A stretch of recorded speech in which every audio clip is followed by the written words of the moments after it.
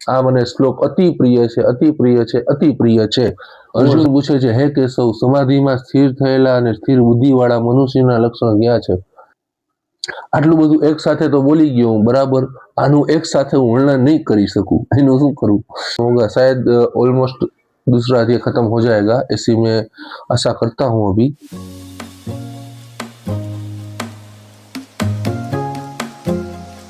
Hello, good morning. तो कैसे हो आप सब लोग? Welcome to my new vlog. तो भाई आज हम नहीं दुकान जाएंगे, बराबर, क्योंकि थोड़ी पैर में मोच आई हुई है। ये देखो, पैर में थोड़ी मोच आई हुई है, बराबर, इसीलिए चला अभी नहीं जा रहा ठीक से, सिर्फ खड़ा हुआ जा रहा है अभी, बराबर। तो इसीलिए अभी महादेव के ऐसे दर्शन कर लेंगे, नीचे भी हम नहीं जाएंगे महादेव के दर्शन करने।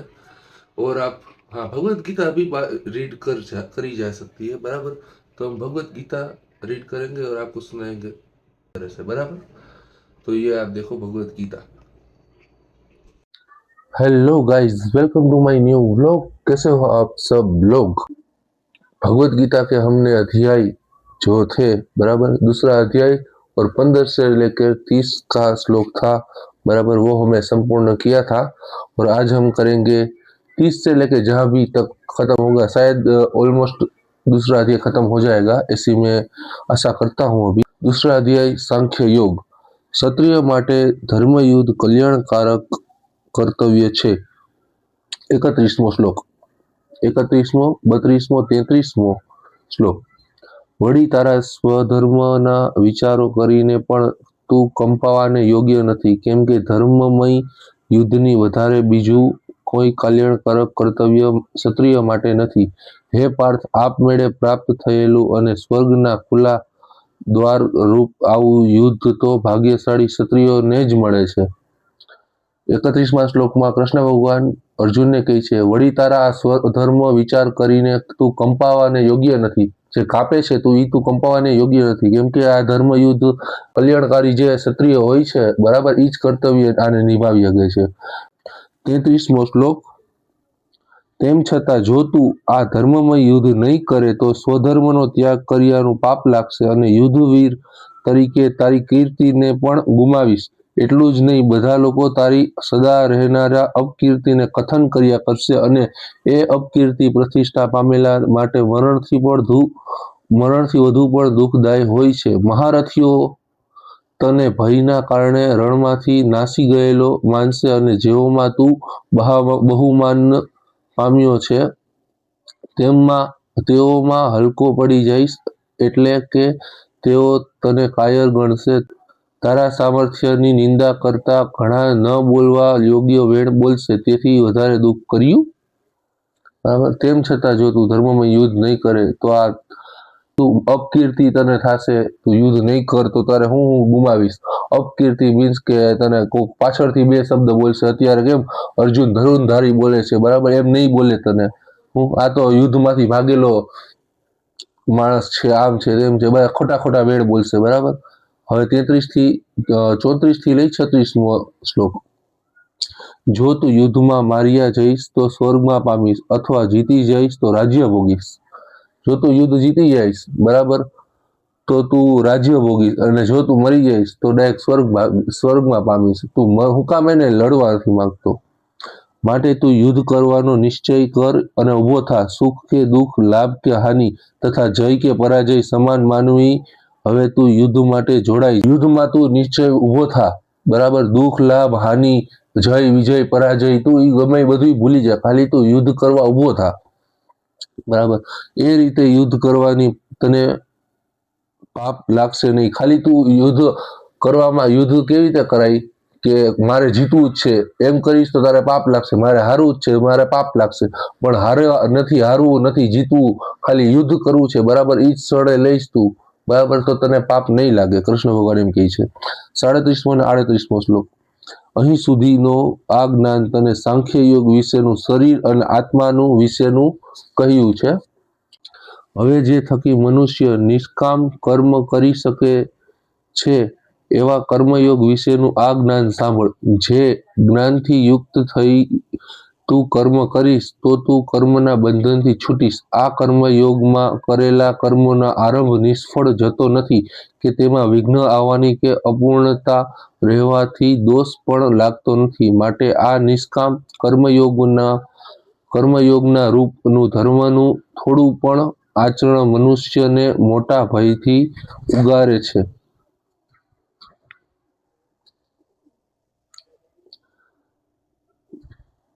39મો અને 40મો શ્લોક. હે કુરુનંદન, આ કર્મયોગના દ્રઢ નિશ્ચયોની બુદ્ધિ એક જ નિશ્ચયવાળી હોય છે, અને જેઓ દ્રઢ નિશ્ચય નથી તેઓની બુદ્ધિ અનેક માર્ગે ભટકાયેલી અને અનંત હોય છે. કામનાઓમાં તન્મય થયેલા અને સ્વર્ગ તથા સ્વર્ગીય સુખોને જ એકમાત્ર પ્રાપ્ત કરવા યોગ્ય પરમ વસ્તુઓ રૂપે માનનારા, વેદમાં ફળ દર્શાવનાર વાક્યોમાં આસક્ત થઈને આના કરતાં ઉત્તમ વસ્તુ બીજી કોઈ છે જ નહીં એમ કહેતા હોય છે. આવા અલ્પ બુદ્ધિવાળાઓ જન્મરૂપી કર્મફળોને આપનારી તથા ભોગ તથા ઐશ્વર્યની પ્રાપ્તિ માટે કર્મકાંડની અનેક પ્રકારની ક્રિયાઓનું વર્ણન કરનારી વેદની ફૂલફૂલી વાણી બોલ્યા કરે છે. વેદની એ આકર્ષણ વાણીથી લલચાયેલા નિશ્ચિતવાળાઓ ભોગ અને ઐશ્વર્ય તરફ અત્યંત આસક્ત થયેલા હોય છે. તેવા ભૌતિક ફળો મેળવનારી ક્રિયાઓમાં ગૂંથાયેલા હોય તેમના અંતઃકરણમાં પરમાત્માને પ્રત્યે એક જ નિશ્ચયવાળી બુદ્ધિ ઉપજી શકતી નથી. હે કુરુનંદન, જે આ કર્મયોગમાં દ્રઢ નિશ્ચય બુદ્ધિવાળા જ નિશ્ચય છે, બરાબર, કે જેને સ્વર્ગ જ જોઈએ છે, બરાબર, એવી અલ્પ બુદ્ધિવાળા કે આત્માને ખાલી સ્વર્ગ જ જોઈએ છે, આ શરીર છે, બરાબર, એને સ્વર્ગ જ જોઈએ છે, ખાલી એવી એક પોઈન્ટમાં ઊભા રહી જવા વાળા એવી અલ્પ બુદ્ધિવાળાને બરાબર ઐશ્વર્ય પ્રાપ્ત કરવું છે, ખાલી બીજું કર્મકાંડ કાંઈ વિચારવું નથી, આગલું કર્મ પાછલું કર્મ, એટલે હારા કર્મ ખાલી શું કામ એને કરે છે? કારણ કે સ્વર્ગ ભોગવવું છે એ લોકોને, બરાબર, સારું ઐશ્વર્ય ભોગવવું છે ત્યાં જઈને, એટલે કર્મકાંડ હારા કરે છે. એના મનની વૃત્તિ એવી થઈ ગઈ છે. એનું શું આપણે કરવું? તો 41 થી લઈને 44 અધ્યાય સુધીમાં કૃષ્ણ ભગવાન કહે છે, હે અર્જુન, વેદો સત્ય, રજસ, તમસ એવા ત્રિગુણાત્મક વિષયો વાળાને છે. માટે તું આ ત્રિગુણાત્મક ફળની ઈચ્છા વગરનો થા. હે અર્જુન, વેદોમાં સાત્વિક, રજસ અને તમસ આ 3 ગુણ છે, બરાબર, તો એનાથી ઉપર ઉઠ એમ કહે છે અર્જુન કૃષ્ણ ભગવાન. 3 ગુણ શું છે? સત, રજક અને તમસ, બરાબર, એ તમે આમાં જુઓ, બહુ મસ્ત છે આ. જય પરાજય તથા સુખ દુઃખાદિ દ્રઢો વિનાનો થા.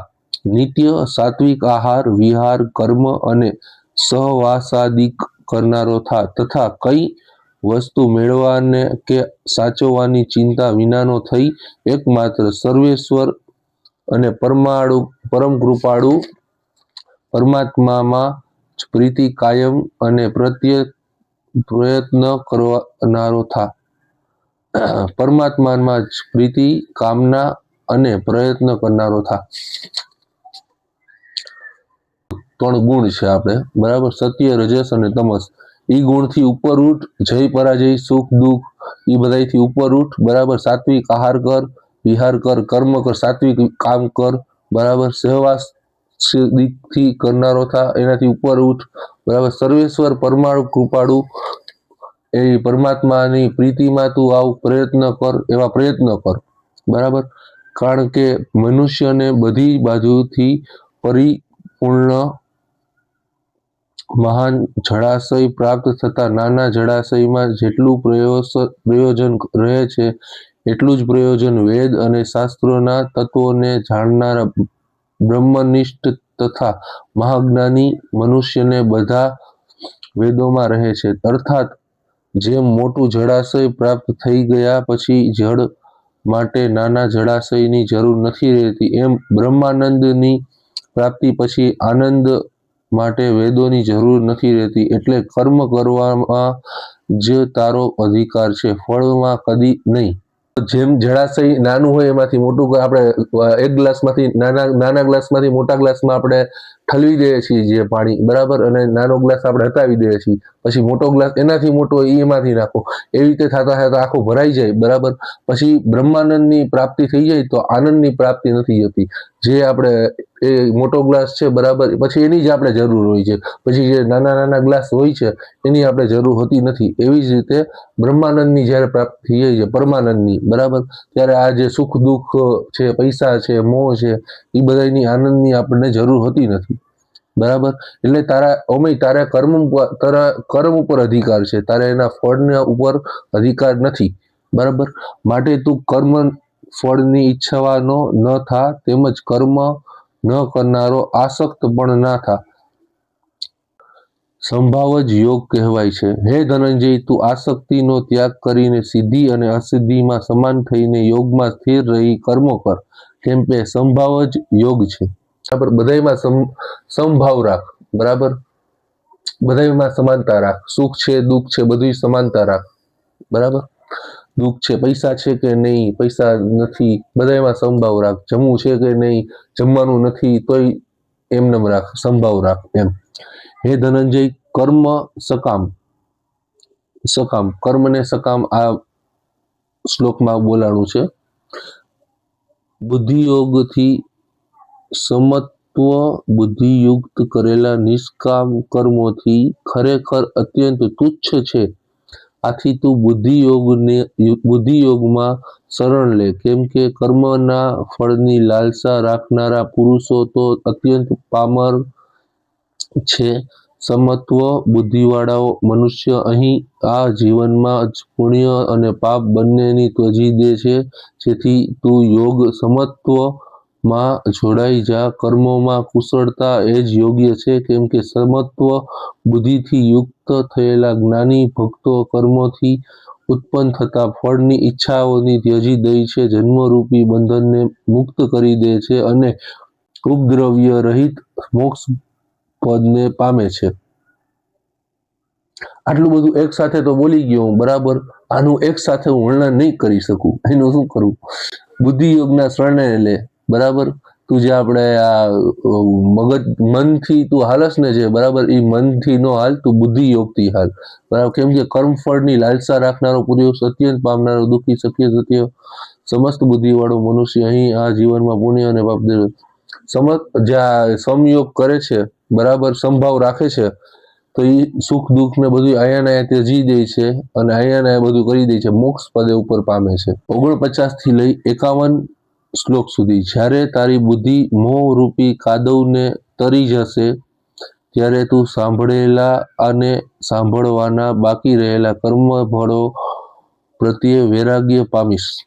જ્યારે તારી બુદ્ધિ મોહરૂપી કાદવને તરી જશે, મોહરૂપી મને આ જોઈએ છે, મને ઓલું જોઈએ છે, મને આ જોઈએ છે, મારે આ યુદ્ધ નથી કરવું, મારે ઓમ નથી કરવું, મારે કાંઈ નથી કરવું, મારે આ ભાઈઓને મારે બધી જમીનો દઈ દેવી છે, યુદ્ધ માટે દઈ દેવું છે, બરાબર, યુદ્ધ નથી કરવું, હું કામ એને આમ કરવું છે, તેમ કરવું, એવી બુદ્ધિ એનામાં હતી, બરાબર. એ બધી મોહરૂપી બુદ્ધિ હતી, તો તું એને બધી ત્યજી દઈશ, બરાબર. ત્યારે તું આ કર્મફળને જે પ્રત્યે વૈરાગ્ય પામીશ, એ અત્યંત વ્યાકુળ વાળું હશે. વેદોની અને પ્રકારની ફળશ્રુતિઓ સાંભળીને વિચલિત થયેલી તારી બુદ્ધિ જ્યારે નિશ્ચિત થઈને રૂપ સમાધિમાં સ્થિર થશે, ત્યારે તું દિવ્ય ચેતના રૂપ યોગ્યને પામીશ. 52 અને 53મો શ્લોક ચાલુ. અર્જુન પૂછે છે, હે કેશવ, સમાધિમાં સ્થિર થયેલા અને સ્થિર બુદ્ધિવાળા મનુષ્યના લક્ષણ ક્યાં છે? તો તે સ્થિર બુદ્ધિવાળા મનુષ્યો કેવી રીતે બોલે છે, કેવી રીતે બેસે છે અને કેવી રીતે હરે ફરે છે, તે મને કહો. અર્જુન પૂછે છે, હે કેશવ, સમાધિમાં અને બુદ્ધિવાળા જે મનુષ્ય હોય છે એના લક્ષણો શું હોય છે? કેવી રીતે બેસે છે, કેવી રીતે હાલે છે, કેવી રીતે ચાલે છે, કેવી રીતે બોલે છે, કેવી રીતે ફરે છે? તો હવે કૃષ્ણ ભગવાને કહે છે સ્થિત પ્રજ્ઞના લક્ષણો. શ્રી કૃષ્ણ કહ્યું, હે પાર્થ, જ્યારે મનમાં રહેલી કે ઉડતી સર્વ કામનાઓ સારી રીતે ત્યજી દે છે અને પોતાના આત્મામાં સંતુષ્ટ થાય છે, ત્યારે તે સ્થિર બુદ્ધિવાળો થાય છે. શ્રી કૃષ્ણ કહ્યું, હે પાર્થ, જ્યારે તું મનુષ્યની મનમાં રહેલી ઉઠતી સર્વ કામનાઓ સારી રીતે ચડી દે છે, જ્યારે બધી ઉત્તેજના છે ત્યજી દે છે, બરાબર, મનમાં રહેલી બધી ઈચ્છાઓ છે એ ત્યજી દે છે, બરાબર, ત્યારે સ્થિર બુદ્ધિ વાળો થાય છે, ત્યારે તે સ્થિર બુદ્ધિ વાળો થાય છે. ત્રિવિધ દુઃખોની પ્રાપ્તિ થતા જે ઉદ્વેગ રહિત રહે છે, સુખોની પ્રાપ્તિ થતા સ્પૃહા રહિત રહે છે, તથા જેના રાગ, દ્વેષ, ભય અને ક્રોધ સર્વથા જતા રહે છે, તે સ્થિર બુદ્ધિવાળો મનુષ્ય મુનિ કહેવાય છે. જે સુખમાં સુખરહિત એટલે સુખ રહિત રહી છે, બરાબર, જે દુઃખમાં છે દુઃખ રહિત રહી છે, પછી રાગ, દ્વેષ, ભય, ક્રોધ બધું મૂકી દે છે, બરાબર, બધું સમાન કરી દે છે, એ સ્થિર બુદ્ધિ વાળાને મનુષ્ય મુનિ કહેવાય છે. 55મો અને 56મો શ્લોક. જે સર્વત્ર આસક્તિ રહિત હોય અને શુભ એટલે કે અનુકૂળ વસ્તુ પામીને ખુશ થતો નથી કે અશુભ એટલે કે પ્રતિકૂળ વસ્તુ પામીને દ્વેષ કરતો નથી, તેને બુદ્ધિ સ્થિર કહેવાય છે. જે સર્વત્ર આસક્તિ રહિત હોય છે, શુભ અને લાભ કઈક જોતો નથી, અનુકૂળતા બધી પામે છે, બધામાં ખુશ રહી છે, સુખમાં ખુશ રહી છે, દુઃખમાં ખુશ રહી છે, બરાબર, એટલે સ્થિર બુદ્ધિ વાળો કહેવાય છે. જેવી રીતે કાચબો પોતાના અંગોને બધી બાજુથી સમેટી લે છે, તેવી રીતે મનુષ્ય કર્મયોગી જ્યારે પોતાની ઇન્દ્રિયોના વિષયોમાંથી બધી જ પ્રકારે સમેટી લે છે, ત્યારે તેની બુદ્ધિને સ્થિર બુદ્ધિ કહેવાય છે. જ્યારે કાચબો કઈ ઓટોમેટિક આવે છે, બરાબર, કાચબો કોઈ પથ્થર લાગે કોકને, બરાબર, તો એના બધા કેમ અંગો અંદર કવચની અંદર લઈ લે છે, બરાબર, એવી જ રીતે આપણે આપણા મનને બધી કોરથી આમ સંકોચી લેશું, બરાબર, ત્યારે સ્થિર બુદ્ધિ વાળો મનુષ્ય કહેવાય છે. 57મો અને 58મો શ્લોક. નિરાહારી એટલે ઇન્દ્રિયોથી વિષયોને ન માણનારા દેહધારી મનુષ્યોના વિષયો તો છૂટે છે, પરંતુ વિષયો તરફના રસ વાસના દૂર થતો નથી. આપણે તો શું કહેવાય, વાસના છે, રસ વાસના છે, એ બધું આપણે દૂર કરીએ છીએ, પણ રસ ને વાસના એ આપણાથી દૂર નથી થતા. શું? પરમાત્માના દર્શનથી જ દૂર થાય છે. ઇન્દ્રિયો એવી ઉત્તેજક અને આવેગવાળી છે કે મોક્ષની પ્રાપ્તિ માટે પ્રયત્ન કરનારા વિદ્વાનને મનને પણ બળપૂર્વક વિષયો તરફ લઈ જાય છે. જે બુદ્ધિ આપણે મોક્ષને પ્રાપ્ત કરવા માટે, જે માણસ મોક્ષને પ્રાપ્તિ કરવા માટે જાય છે, એનું બુદ્ધિ, મન, ચિત્ત ને બધું લગાડે છે, બરાબર, ત્યાં જ છે ને વાસના, રસ છે, બરાબર, એ વધારે પડતી આવેગવાળી થાય છે કે ભાઈ આને ત્યાં જવા જ નથી દેવો, આને તો મારા પોતે નર્કમાં જ નાખવો, સ્વર્ગમાં જવા જ નથી દેવો, એ વધારે પડતી એના મનમાં વિચારો નાખે છે, બરાબર, ઓલું શું કહેવાય, ઘણું બધું નાખે છે, બરાબર, મનને છે ને ઉત્તેજના દેવડાવે છે. શું? 59મો અને 60મો શ્લોક. યોગીએ સર્વ ઇન્દ્રિયોને વશ કરીને મારામાં તન્મય રહેવું જોઈએ, કેમ કે જેની ઇન્દ્રિયો વશમાં હોય છે તેની બુદ્ધિ સ્થિર થાય છે. વિષયોનું ચિંતન કરનારા મનુષ્યના મનમાં વિષયો પ્રત્યે આસક્તિ ઉત્પન્ન થાય છે, આસક્તિમાંથી કામના ઉત્પન્ન થાય છે, અને કામનામાંથી ક્રોધ જન્મે છે, ક્રોધમાંથી મૂઢતા ઉપજે છે, મૂઢતામાંથી સ્મૃતિ ભ્રષ્ટ થાય છે, સ્મૃતિ ભ્રષ્ટ થવાથી બુદ્ધિનો નાશ થાય છે, અને બુદ્ધિનો નાશ થતા મનુષ્યનો પતન થાય છે. આ મને શ્લોક અતિ પ્રિય છે, અતિ પ્રિય છે, અતિ પ્રિય છે. 59મો શ્લોક બીજા અધ્યાયનો બહુ જ મને ફેવરિટ છે. આઈ લવ ધીસ શ્લોક, બરાબર, કારણ કે ભાઈ યોગીએ સર્વ ઇન્દ્રિયોને વશમાં કરેલી હોવી જોઈએ. હું કામ એને? કારણ કે જ્યારે બુદ્ધિ સ્થિર થાય છે, બરાબર, હવે વિષયોનું ચિંતન કરતા મનુષ્ય મનમાં વિષયો પ્રત્યે આસક્તિ ઉત્પન્ન થાય છે. આસક્તિ એટલે કંઈક તો આમાં હશે, કંઈક આમાં છે કે નહીં, શું છે, અંદરો અંદર જાણવાનું થાય છે, કંઈક ખોટ કાઢવાનું થાય છે, એમાંથી કામના ઉત્પન્ન થાય છે, કામનામાંથી ક્રોધ ઉત્પન્ન થાય છે, બરાબર, ક્રોધમાંથી મૂઢતા ઉત્પન્ન થાય છે, મૂઢતામાંથી સ્મૃતિ ભ્રષ્ટ થાય છે, બુદ્ધિ ભ્રષ્ટ થાય છે, બરાબર, સ્મૃતિ એટલે વિચારો ભ્રષ્ટ થાય છે, ત્યારે બુદ્ધિ ભ્રષ્ટ થાય છે, બરાબર, બુદ્ધિ ભ્રષ્ટ થાય છે, બુદ્ધિનો નાશ થાય છે, ત્યારે મનુષ્યનો પતન થાય છે, મનુષ્ય રામ નામ સત્ય થઈ જાય છે। આ બધું એટલે કંટ્રોલમાં આવવું જોઈએ। આટલું જેટલું છે ને 4-5 વસ્તુ બરાબર છે। બુદ્ધિ છે, સ્મૃતિ છે, પછી ક્રોધ છે, પછી મૂર્તા છે, એ બધું છે ને આપણા કંટ્રોલમાં આવવું જોઈએ, આપણામાં આવેશમાં આવવું જોઈએ। 61મો અને 63મો શ્લોક શરૂ। 65 શ્લોક સુધી આજે લઈ લીધા બરાબર। 61મો અને 63મો શ્લોક ચાલુ। જેને અંતઃકરણ વશ કર્યું છે અને રાગ દ્વેષ રહિત છે એવો મનુષ્ય પોતાની વશમાં કરેલા ઇન્દ્રિયો વડે પ્રવૃત્તિ કરતો હોવા છતાં અંતઃકરણની પ્રસન્નતા પ્રાપ્ત કરે છે। હે પ્રસન્નતા પ્રાપ્ત થવાની મનુષ્યના સઘળા દુઃખોને નાશ થાય છે, કેમ કે ચિત્ત પ્રસન્ન થવાથી તેની બુદ્ધિ જલ્દી સ્થિર થાય છે, પરંતુ જેને મન અને ઇન્દ્રિયોને વશ કરી નથી એવા મનુષ્યોની બુદ્ધિ સ્થિર હોતી નથી। 61મો અને 63મો શ્લોક ચાલુ। જેને અંતઃકરણને વશ કર્યું છે અને રાગ દ્વેષ 61મો અને 63મો શ્લોક ચાલુ। જેને અંતઃકરણને વશ કર્યું છે અને રાગ દ્વેષ છે એવો મનુષ્ય પોતાની વશમાં કરેલ ઇન્દ્રિયો વડે પ્રવૃત્તિ કરતો હોવા છતાં અંતઃકરણની પ્રસન્નતા પ્રાપ્ત કરે છે। એ પ્રસન્નતા પ્રાપ્ત થવાની મનુષ્યના સઘળા દુઃખોને નાશ કરે છે, કેમ કે ચિત્ત પ્રસન્ન થવાથી બુદ્ધિ જલ્દી સ્થિર થાય છે, પરંતુ જેને મન અને ઇન્દ્રિયો વશ કરી નથી એવા મનુષ્યને બુદ્ધિ સ્થિર હોતી નથી। બુદ્ધિ સ્થિર ન હોવાથી તેમના ભાવના શ્રદ્ધા કે ભક્તિ, ભાવના મીન્સ શ્રદ્ધા કે ભક્તિ હોતી નથી। ભાવના ન હોવાથી તેને શાંતિ પ્રાપ્ત થતી નથી। આવો અશાંત મનુષ્ય શાંતિ ક્યાંથી હોવી? કારણ કે ભટકતી ઇન્દ્રિયોમાંથી જે ઇન્દ્રિયની સાથે મન જોડાયેલું રહે છે તે ઇન્દ્રિય છે। વાયુ નાવને પાણીમાં ખેંચી જાય છે તેમ મનુષ્યને બુદ્ધિને વિષયોમાં ખેંચી જાય છે। માટે હે મહાબાહો, જેની ઇન્દ્રિયો સર્વ ઇન્દ્રિયોના વિષયોમાંથી નીકળી બધી રીતે વશમાં થયેલી હોય છે તેની જ બુદ્ધિ સ્થિર થાય છે।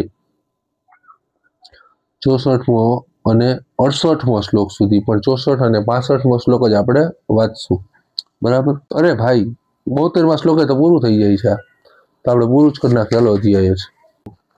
64 થી 68મો શ્લોક। સર્વ મુનિઓ જે રાત્રિ પરમાત્માથી વિમુખ છે તેમાં સંયમી મનુષ્યો જાગે છે, અને જેમાં ભોગેચ્છા સાધારણ મનુષ્યો જાગે છે તે પરમાત્મા જોતા મુનિઓ રાત્રિ છે। 69મો શ્લોક 69 શ્લોક। જેવી રીતે ઘણી નદીઓના પ્રવેશથી ચારે તરફથી જળની ભરાતે હોવા છતાં સમુદ્ર પોતાની મર્યાદામાં અચળ અને પ્રતિષ્ઠિત રહે છે, તેવી જ રીતે જે મનુષ્યોમાં સર્વ વિષયો વિકાર રહિત સમાઈ જાય છે તે જ રીતે મનુષ્ય પરમ શાંતિ પામે છે, નહીં કે જે વિષયોને ભોગવાથી મથે છે। આમ જે મનુષ્ય સર્વ કામનાઓને ત્યાગ કરી ઈચ્છા રહિત, મમતા રહિત અને અહંકાર રહિત થઈને વિચરે છે તે જ શાંતિ પામે છે। 71મો અને 71મો શ્લોક। હે પાર્થ, બ્રહ્મને પ્રાપ્ત થયેલાની સ્થિતિ આવી છે, તે સ્થિતિઓને પામ્યા પછી મનુષ્ય ફરીથી સંસારમાં મોહને વશ થતો નથી અને મરણ સમયે પણ આ સ્થિતિમાં સ્થિત રહેલા તે ઈશ્વરને પરધામને પામે છે।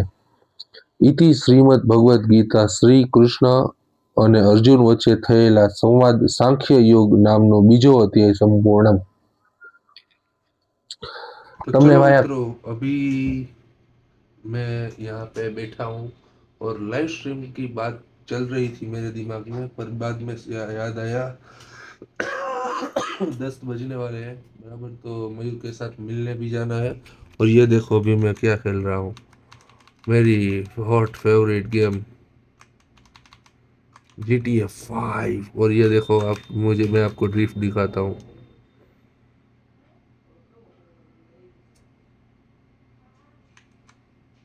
तो नो, तो ये मेरी हॉट फेवरेट गेम है। मैं रात को 4 बजे उठ के भी ये गेम खेल सकता हूँ। पार्कोर है GTA में, बराबर। तो चलो अभी मिलते हैं मयूर के साथ। तो चलो मित्रों, आज का दिन हम यही ख़त्म करेंगे, बराबर। और वीडियो अच्छा लगे तो लाइक कर देना, कमेंट कर देना, शेयर कर देना और सब्सक्राइब कर देना। और ये देखो, वे अभी वीडियो एडिट करके मैं पोस्ट कर रहा हूँ, जस्ट शेड्यूल कर रहा हूँ, बराबर। जय श्री राम, हर हर महादेव।